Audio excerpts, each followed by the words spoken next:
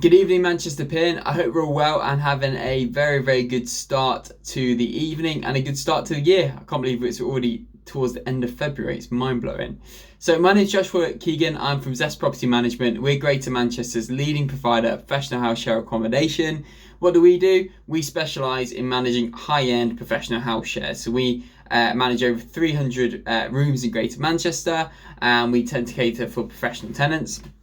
We're letting agents, so we can help you with any of your needs in terms of filling rooms or managing your property for you over time. But tonight I'm here to give you a bit of advice. Fortunately, I can't be there this evening because I'm not feeling too well. So under Julie's strict advice and her motherly advice, she told me to stay at home and do a video instead. One of the benefits of this video means you get to see my curtains. So I hope you love these curtains up in the background. This is a house that I've moved into that we yet to renovate. They are gorgeous and I think that they will stay. So yeah, get to see the curtains. So not too much to talk about at the moment from a market update, apart from one main topic, and that is electrical safety. So you may or may not have heard, the government have been talking about this for years, for a year or so, about changes in the regulation to make sure that every tenant, when they check into a property, that you're able to essentially provide them with a valid electrical installation certificate. So what this means is that if you have a buy-to-let or a HMO, you must have got a valid electrical installation certificate, which quite rightly you should be doing anyway. Like, this is very, very valuable bit of advice. The cert should be got, and then it should be renewed at least every 5 years, and you need to be showing that to a tenant before they move into the property. And basically what it does is it says that the electrics are safe for a tenant to habit in. So that's a nice welcome change and a bit of a change in the legislation. It's not actually been formally signed off yet, but we're expecting it to come in it's the 1st of July 2020. Now, what do you do if you already have a tenant in your property and you don't have a valid electrical certificate? Well, go and get one. But if not, you need the government are quite good at letting legislation have a bit of time to embed. And this means that from the 1st of April 2021, you will need to have shown the electrical cert to your tenant that's in your property at the moment.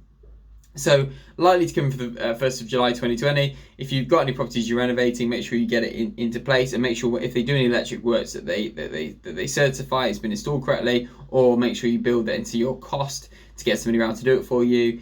If you've already got a property up and running, you need to make sure you've done this by April 2021. The only thing to really talk about is the market at the moment. It is winter, so we talk about this month in, month out. Like the lettings market is seasonal. Summer is ridiculously busy, and then winter can be a little bit quieter. It's at the other end of the spectrum, and spring and autumn around the middle. I can honestly say we're having our best winter ever, which is fantastic. We've exceeded our average monthly target for actual lettings, and we've also exceeded our and we well exceeded our target for January, because our January target's normally a little bit lower. And we're in line to exceed it in February. So I was thinking, what are the key things I can share with you that we've done differently this year? And something that we've done which has worked very well, and you hopefully have heard me talk about this before, but we've actually tied our strategy to the retail market. The shops don't wait to have a slow January till they start January sale, do they? They don't go, let's see how we go in January and then we'll launch January sales. That's not the way they operate. The shops know they're going to have a slow January and launch a January sale, and they're talking about launching a January sale like almost a year in advance. So that's what I'd advise you do, and we've had great success with this year. We launched our January sales from the 1st of January for the new year. We've launched February promotions as well. So get creative with your promotions. Don't wait for the market to tell you that it's a slow time, but be proactive, follow what the shops are doing, and make sure you're running your promotions in advance of the slow market. And that's what we've used this year. Occupancy levels are higher than they've ever been year on year. And yeah, it's been a very, very enjoyable time, as opposed to normally we're kind of chasing our tail. We're looking, what do we do? And these conversations are exhausting, and it takes a lot of energy. So make sure you're looking at what the shops are doing and getting your promotional strategies in place in advance. If you want to speak to Zest, our business, you can contact us on info@zestpropertymanagement.co.uk. I'm going to point like this, and I'm hoping by the time I edit this video, you're going to see the email address like literally where my fingers are. So if it's gone successfully, you'll see an email address under this. If there's no email address, it's gone unsuccessfully, and I apologize.